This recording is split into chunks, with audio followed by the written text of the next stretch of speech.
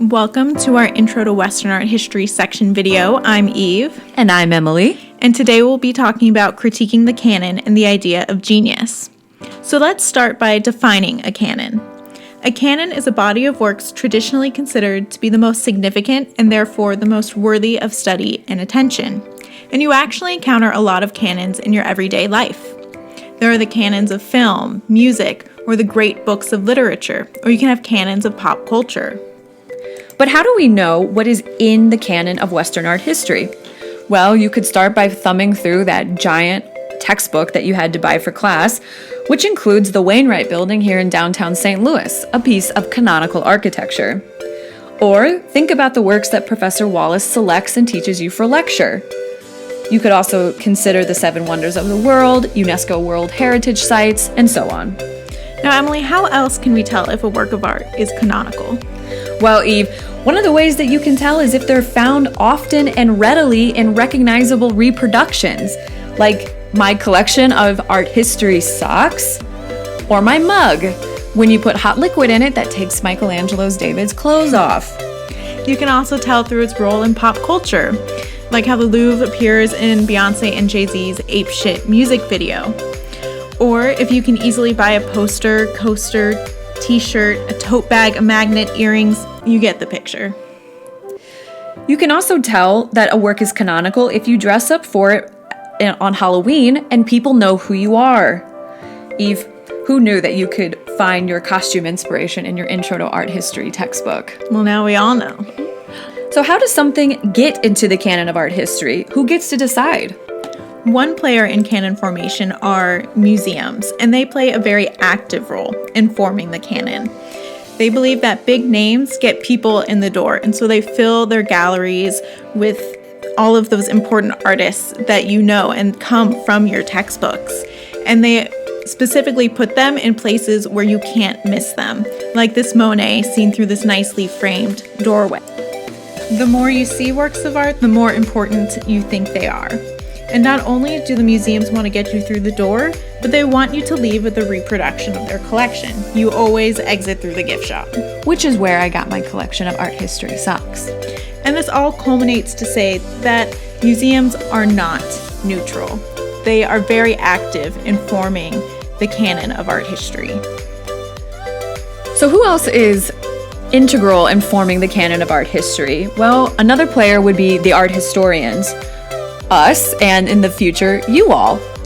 And art historians decide what works to study, what works to publish, and what works to teach.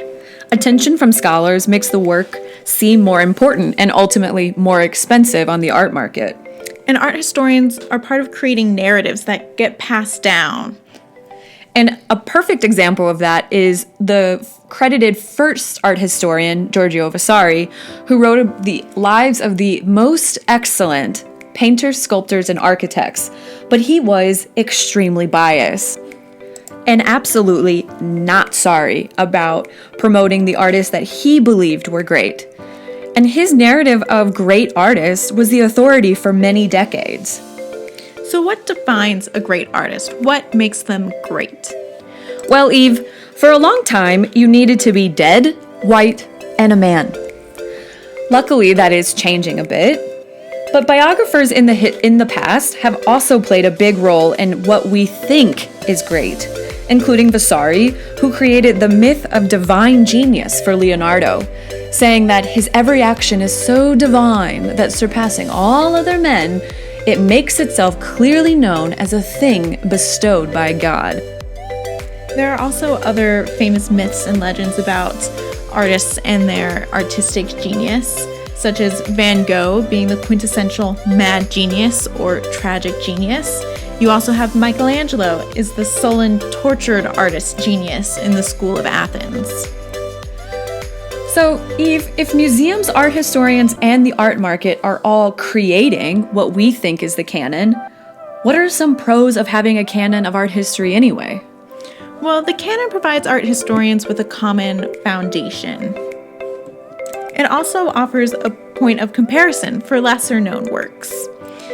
In addition, it's more teachable. Art history professors don't have to start from scratch for every introduction course. They've got a canon to teach. Well, that's a good point. And also, artists take inspiration from the canon. The artists in this class surely will look to other artists while they're creating their works.